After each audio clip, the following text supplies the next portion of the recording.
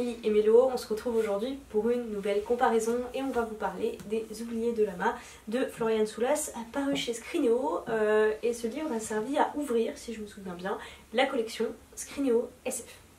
C'est un beau bébé qu'on a lu dans le cadre du PLIB 2022. On aurait lu sans qu'il soit dans le PLIB, voilà. Puisque c'est Florian Soulas qu'on connaissait déjà un peu d'avant. Ouais.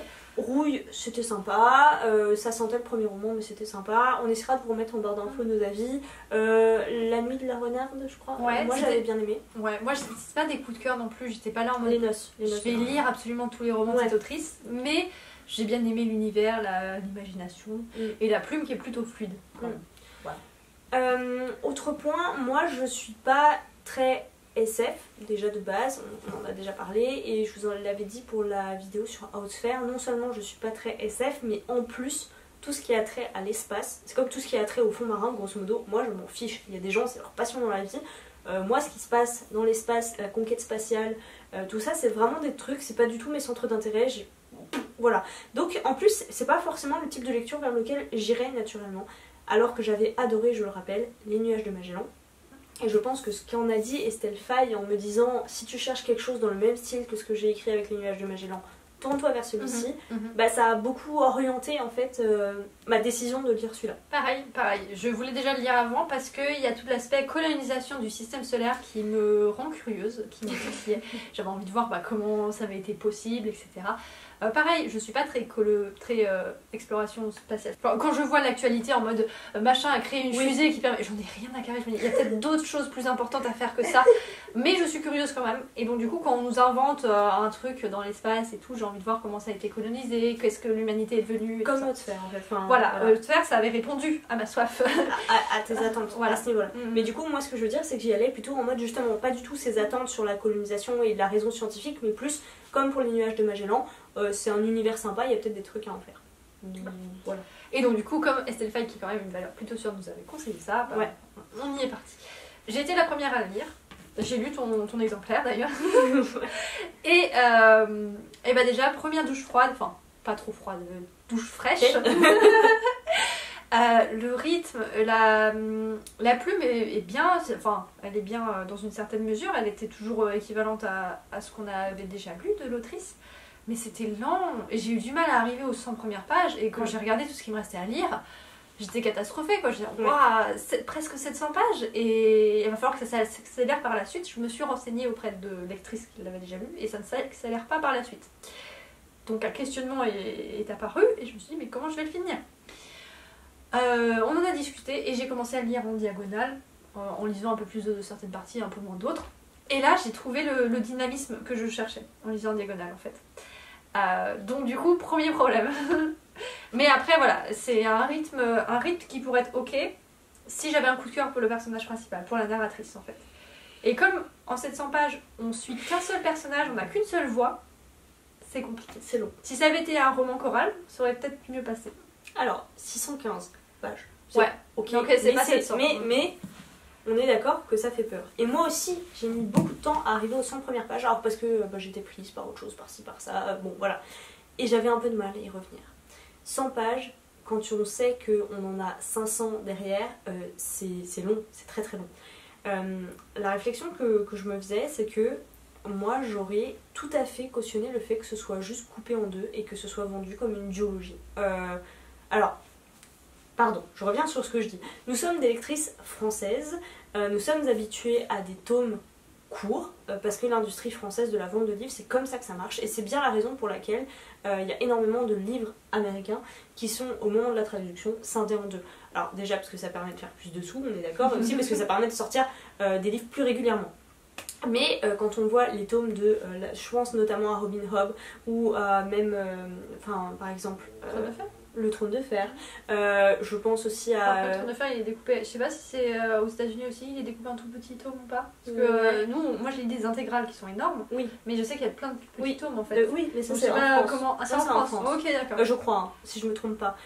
C'est peut-être... Je pense que c'est le découpage français. Il y a aussi par exemple, ça se fait de plus en plus là avec Red Rising, les 2 derniers tomes qui sont sortis en intégrale, aux US ont été découpés en 2. Voilà, c'est très très très français.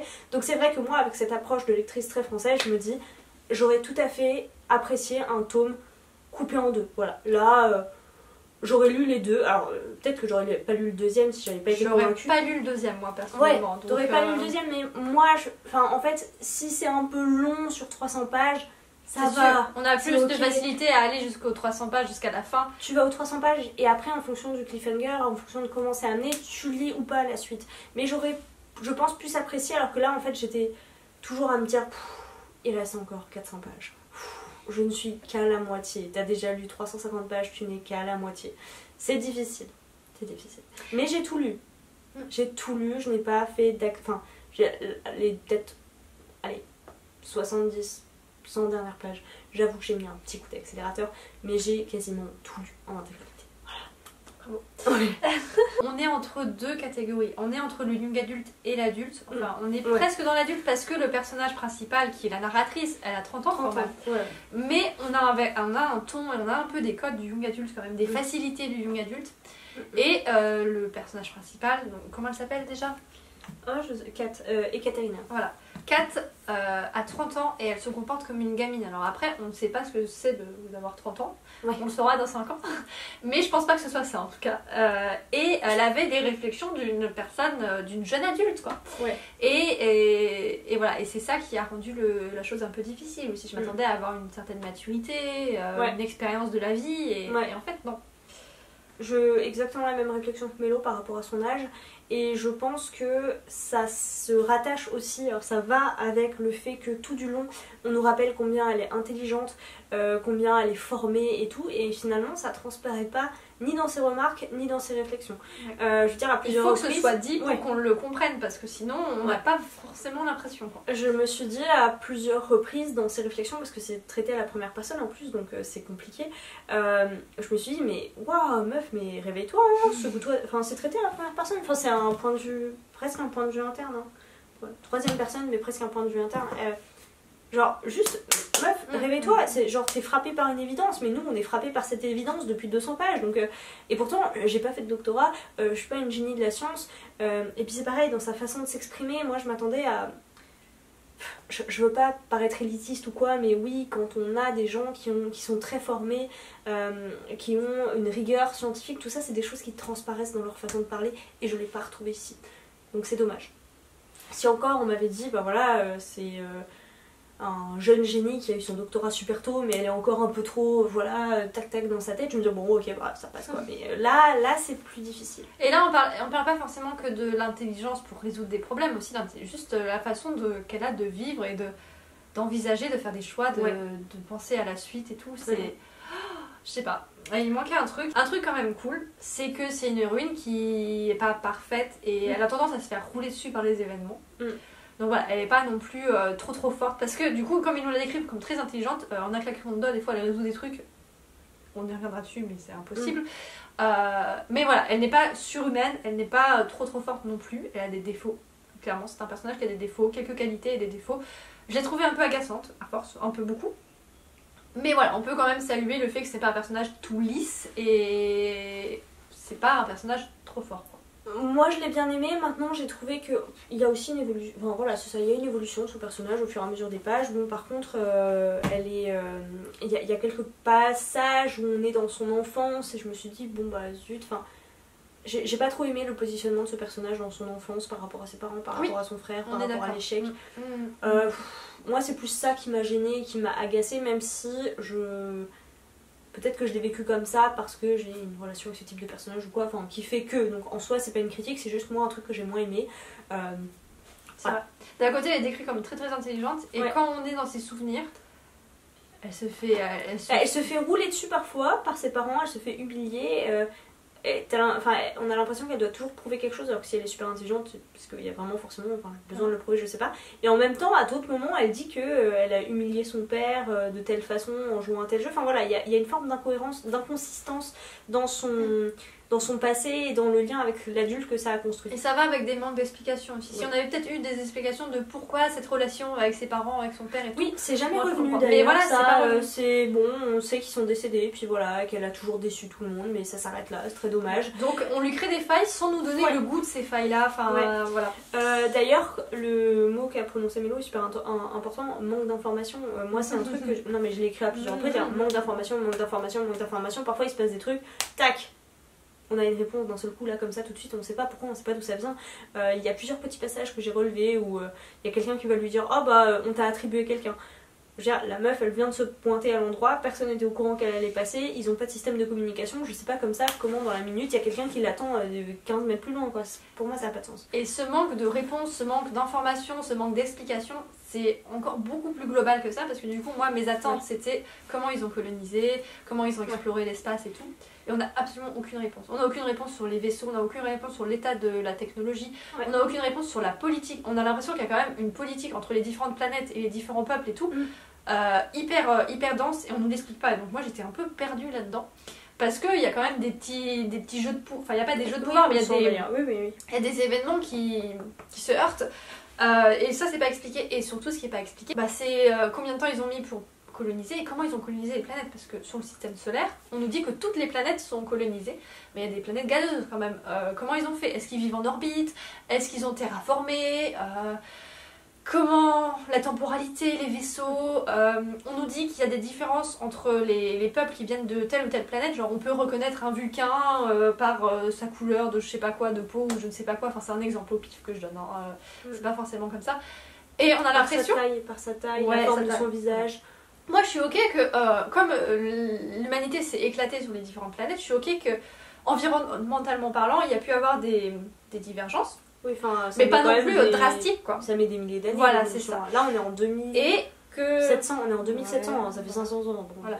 Et que culturellement, il y a pu avoir des différences, donc en termes des implants qu'ils ont pu se faire, des vêtements et tout. Mais ça va au-delà de ça et c'est pas du tout expliqué. On a l'impression qu'en fait, c'est des peuples qui sont nés de ces planètes-là et que c'est pas à la base des terriens qui ont colonisé tout le truc. Il manque plein d'autres réponses par la suite qui créent des incohérences et qui donnent l'impression que ce n'est pas un roman de SF. Alors, ça, c'est la réflexion qu'on s'est fait. C'est-à-dire que pour moi, il y a beau y avoir écrit Skineo SF, déjà je ne l'ai pas abordé en tant que lecture SF, et ce n'est certainement pas de la SF. Pour moi, ça répond à tous les codes de la fantasy. Il y a zéro explication scientifique plausible de quoi que ce soit. Et d'ailleurs, je pense que c'est pas le but recherché. Enfin, moi, je l'ai vraiment abordé comme de la fantasy, et je l'ai apprécié comme de la fantasy. C'est comme le nuage de Magellan. Space Opera. Space Opera, c'est ça, mais c'est pas de la SF comme Star Wars. Pas de la SF, je veux dire. Voilà, après on pourra en débattre si vous voulez, mais du coup, comme j'y allais pas avec des attentes de SF, moi si vous voulez, le fait qu'il n'y ait pas d'explication sur la terraformation, tout ça, je m'en fiche. Par contre, il y a un point qui est quand même important pour moi, c'est comment ça marche les années, en fait, le comptage des années, voilà. Puis il y a plein d'autres points qui sont pas abordés, qui sont un peu dommages, mais qui touchent à la survie tout simplement. Ils se nourrissent comment les gens là-bas? Parce que le système d'air, par contre, on comprend qu'elle y a pensé tout ça pour le système d'apesanteur aussi. Par contre, il y a des cultures, enfin, c'est pas très clair. Hein, et puis les technologies aussi. Les technologies sont très importantes dans le récit, puisqu'il y a une histoire d'IA et une histoire de vaisseaux. Ouais. Et on a l'impression qu'en fait, en l'espace de 500 ans, 600 ans et tout, il n'y a pas eu clairement vraiment d'évolution, alors que en l'espace de 10 ans actuellement avec l'informatique et tout ça, ça peut rien avoir, tu vas de 10 ans en arrière et 10 ans après, ça a vraiment clairement évolué, donc j'imagine qu'en 500 ans il doit y avoir des évolutions de malade et on n'a pas l'impression. Ou alors il faudrait une explication pourquoi il n'y a pas eu d'évolution. Ou ils régressent, ou ils stoppent un peu l'avancée, je sais pas. Mais comme dans Outsphere, c'était très bien fait, ça, ils expliquaient. Ouais. Mais, ils expliquaient. Ouais, mais voilà, donc moi ce qui m'a plus bloqué, c'était de me dire, en termes de survie, voilà, là genre ils ont quelqu'un en face d'elle, elle fait la réflexion, une personne qui a une vingtaine d'années. Une vingtaine d'années quoi? Elles sont calculées comment les années? Est-ce que c'est toujours des années terriennes transposées dans ce système-là ou c'est pas clair? C'est pas clair. Et c'est dommage. Les personnages secondaires, parce qu'on a parlé vite fait de Kat, sont plus intéressants. Voilà. Mais ils sont assez peu présents, quoi. Je déplore un manque de présence de leur part quand même. Oui, à part Jaspe, du coup, la fameuse mécanicienne dont on entend parler. J'ai trouvé que c'était le personnage le plus intéressant, même si le fameux gros retournement de situation, finalement, on le voit venir. Enfin, moi, je l'ai vu venir à des kilomètres. C'était. Oui, et il y a beaucoup évidence. d'évidence. Et en fait, c'est la crainte que j'avais, d'ailleurs, on vous a pas résumé le truc, mais C'est vrai. c'est dans le résumé, il y avait ces côtés qui m'intéressaient, qui piquaient ma curiosité avec l'exploration spatiale, mais il y avait cette espèce de quête. En fait, c'est un personnage narrateur qui a une quête principale à résoudre. Elle va à la recherche de son frère jumeau qui est peut-être qui est disparu, mort, on ne sait pas. Voilà. Et donc cet aspect-là me faisait peur et j'avais bien raison. Ouais. Oui, c'est une quête sur 600 pages d'une personne qui a 31 ans mais qui ne réagit pas comme si elle avait 31 ans, qui a un doctorat mais qui n'a pas la vitesse de réflexion de quelqu'un qui a un doctorat. Enfin voilà, c'est ce qui m'a gênée. En parlant de ce personnage, c'est lié à ce personnage et à la plume. Il y a une phrase qui revient souvent pour expliquer, pour justifier, alors qu'on est dans la science-fiction, qu'on touche à de la science, il devrait y avoir une explication scientifique, mais au lieu de ça, on en appelle une espèce de pensée magique. C'est à base de tripes. Voilà, à base de tripes. Elle a deviné ça, c'est ses tripes qui lui ont soufflé. Enfin, c'est tout le temps la même expression qui revient sans arrêt. C'était concentre-toi, qu'est-ce que te disent tes tripes? Rien. Moi, elle garouille parfois, mais à part ça, rien du tout. Et franchement, c'était un mode. Enfin, moi, j'adore les tripes à la mode de Caen. Je disais en story, franchement, c'est un plat, j'adore. Il y a plein de gens qui détestent. Moi, j'adore. Mais au bout d'un moment, faut pas abuser quand même. Tu vois, surtout quand toutes les phrases. Le vocabulaire français est riche, il y a d'autres expressions possibles. Oui. Et de toute façon, de base, on attendait des explications scientifiques, même si c'est pas si ça se tient pas la route scientifiquement, juste un truc qui fait genre, c'est une explication scientifique. Voilà. On n'attendait pas un truc en claquant le doigt, quoi. Au lieu de trip, il y a aussi le mot intuition qui est très bien, qui fonctionne très bien et qui peut être une intuition scientifique, une intuition de chercheur. Ça existe, ça aurait pu, mais non, là c'est les tripes, c'est le ventre, c'est profond. Et ça faisait too much en fait. Enfin, moi, il y a un moment, c'est presque toutes les 10 pages. Et parfois, c'est même 2 fois sur une page et je n'en pouvais plus. Et puis à un moment, ça disparaît. Pendant 300 pages, il n'y a plus de tripes et puis bam, la dernière, trip. Voilà. Et donc en plus de ça, du coup, cette héroïne, elle utilise ses tripes pour faire des calculs des calculs, mais il y aurait besoin de plusieurs ordinateurs, des ordinateurs super puissants qui fassent des simulations de malades avec des calculs mathématiques. On n'est même pas on n'est pas dans la résolution d'équations et on est encore moins dans le calcul d'intégrale. On est très très loin de ça. Donc le cerveau humain, il est incapable de le faire tout seul et sans s'en rendre compte inconsciemment. Hein. Impossible. Alors les tripes.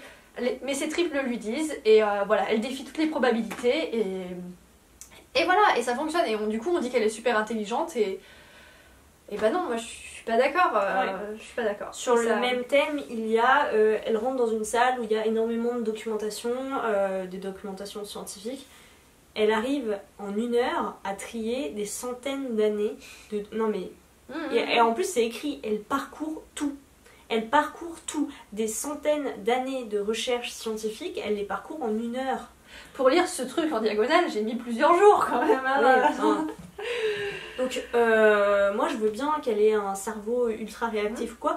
Et le pire c'est qu'en plus un peu plus loin elle explique, enfin 300 pages plus loin, elle explique que pour lire plus vite et pour être plus efficace, les humains avaient avant l'aide de l'intelligence artificielle et de la réalité virtuelle où en gros ils mettent un casque qui aide à la lecture rapide pour sélectionner les bonnes infos et ensuite permettre au cerveau humain de faire ça. C'est une technologie qui a existé mais qui n'est plus autorisée ou qu'elle aime pas utiliser ou je sais pas quoi et qui lui permet d'aller plus vite à un instant du roman. Je ne sais pas. Voilà, ça m'a laissé un peu pantoise. Je trouvais que c'était... c'est de la facilité quoi, again. De la même manière, on nous explique, on fait un peu jouer les probabilités. Et là, je trouve ça un peu dommage parce que l'autrice est quelqu'un qui a fait des études scientifiques. Elle est ingénieure et je crois qu'elle a un doctorat ou plusieurs, je ne sais plus. Bref, elle baigne dans les sciences, donc je pense qu'elle comprend bien tout. Mais elle l'a pas mis dans son roman, malheureusement. Et on nous sort du coup qu'il y a une chance sur 1 milliard, ou sur plusieurs milliards. Et au final, on retrouve... c'est des objets, des individus, je ne sais plus, ça fait très très longtemps parce qu'elle l'a lu du coup après moi. On en retrouve plusieurs dans l'histoire, voilà, alors qu'il y a une chance sur plusieurs milliards. Donc on en retrouve on estime qu'il y a 1 milliard de personnes qui vivent sur la Mare, ok, mais qu'on en retrouve 3-4, ça me paraît un peu... Ce n'est plus des probabilités, c'est de la magie du coup. Voilà. si on rajoute à cela, bah, ça c'est une incohérence, on peut en rajouter un certain nombre d'autres malheureusement. Alors c'est pas des grosses incohérences, mais c'est juste que, encore une fois, tout mis bout à bout dans un pavé de 600 pages, bah, ça fait beaucoup. Il y en a qui sont quand même très grosses, c'est-à-dire qu'à la moitié du roman, on nous parle d'une injection que si elle ne fait pas, elle va crever. Et les injections se transforment magiquement en cachet, voilà, hein, parce que c'est quand même beaucoup plus pratique, et je trouve ça dommage que ça ait échappé à la relecture de tout un chacun. J'ai relu plusieurs fois certains passages pour être sûre que je me plantais pas, elle a vérifié, et non, je me trompe pas. Après, si vous savez de quoi je parle, on s'attend en bas. Sinon, il y a aussi beaucoup d'incohérences temporelles, même si on admet qu'ils ont gardé l'année terrienne. Parfois il y a un an qui se transforme en 2 ans magiquement, enfin 2 ans qui se transforment en 1 an magiquement, on ne sait pas trop comment. D'ailleurs on ne sait pas comment ils mesurent le temps, alors on nous parle d'un truc qu'ils ont autour du bras, ça doit j'imagine faire montre ou je ne sais pas quoi, mais ils nous disent que leur cycle de journée maintenant c'est des cycles de 48 heures je crois, qui sont des cycles de nettoyage de l'air ou un truc comme ça. Et en fait, ils ont quand même un comptage de temps assez bizarre. Parfois 2 heures, ça se transforme en 45 minutes. Enfin vraiment, il y a plein de petites choses comme ça qui sont un peu épuisantes au fur et à mesure. Et d'un côté, on a un manque d'explication, et de l'autre, on s'appesantit sur des choses qu'on nous a déjà expliquées plein de fois, genre les cycles de nettoyage de la mare, ça revient extrêmement le souvent. lierre, machin chose, le lierre qui finalement elle prend des douches, ouais. Et ça, elle prend des douches, mais par contre elle mange jamais et elle va jamais aux toilettes. Non mais c'est vrai.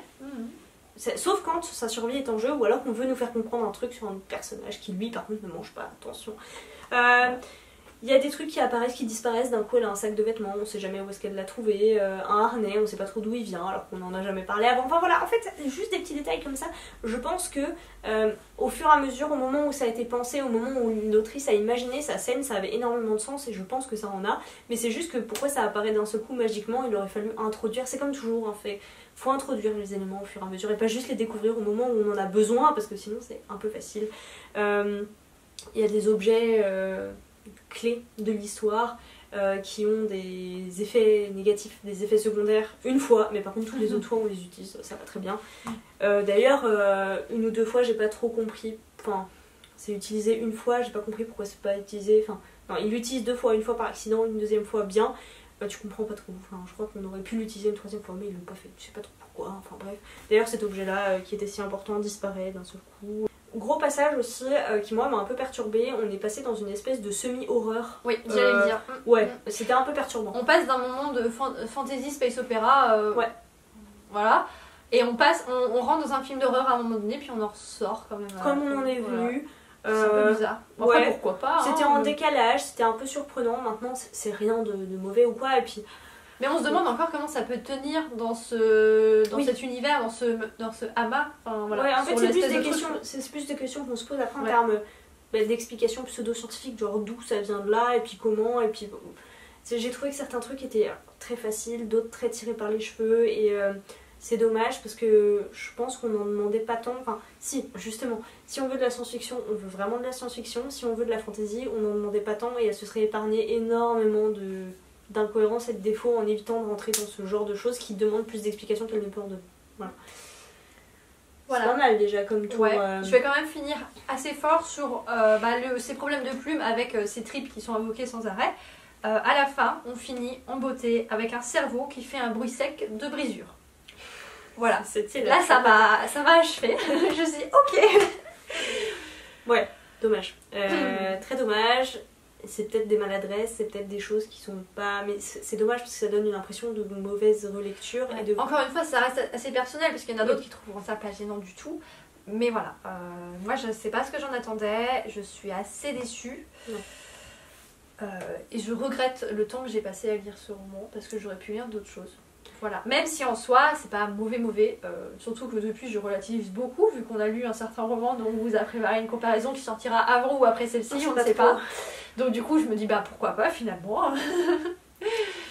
Moi j'ai pas passé un mauvais moment, alors le début c'était un peu long, puis à certains moments je sais que je l'ai lu plus vite que ce que je l'aurais fait naturellement. J'ai pas été particulièrement surprise par les déroulements au niveau de sa quête. Les éléments étaient plutôt évidents. Oui, il n'y a pas eu de grosse surprise. Voilà, c'est ça. S'il y aurait eu de la surprise, je me disais des bouleversements, un changement de quête ou une quête qui devienne un peu plus globale ou avec des problèmes politiques dans l'univers. Ouais, c'est ce ça aurait pu être chouette. Il y aurait pu y avoir un parti pris, notamment par rapport aux intelligences artificielles, qui aurait pu être extrêmement intéressant, mais déjà vu, puisque ceux qui ont lu ou vu le film Blade Runner ou les androïdes rêvent-ils de moutons électriques, vous savez à quoi je fais référence, ça aurait pu être super intéressant, hein, ça aurait pu être très intéressant. Et ça aurait pu être une explication. Une explication à beaucoup de choses. Elle est si intelligente et pourquoi elle arrive à faire des calculs de malade quoi. Voilà, mais finalement c'est un retournement qui intervient pas comme on l'attend, mais qui intervient à d'autres moments de façon beaucoup trop évidente. Et, enfin,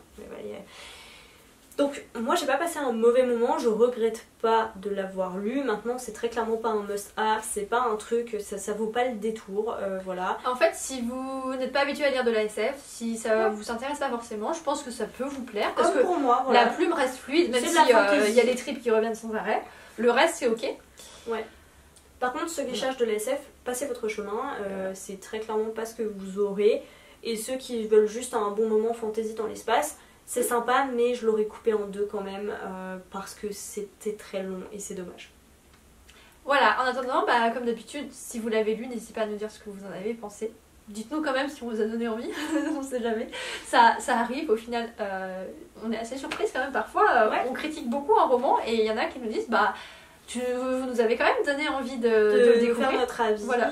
Donc c'est plutôt chouette parce que le but c'est pas non plus de vous donner envie de jeter le livre par la fenêtre si vous l'avez déjà.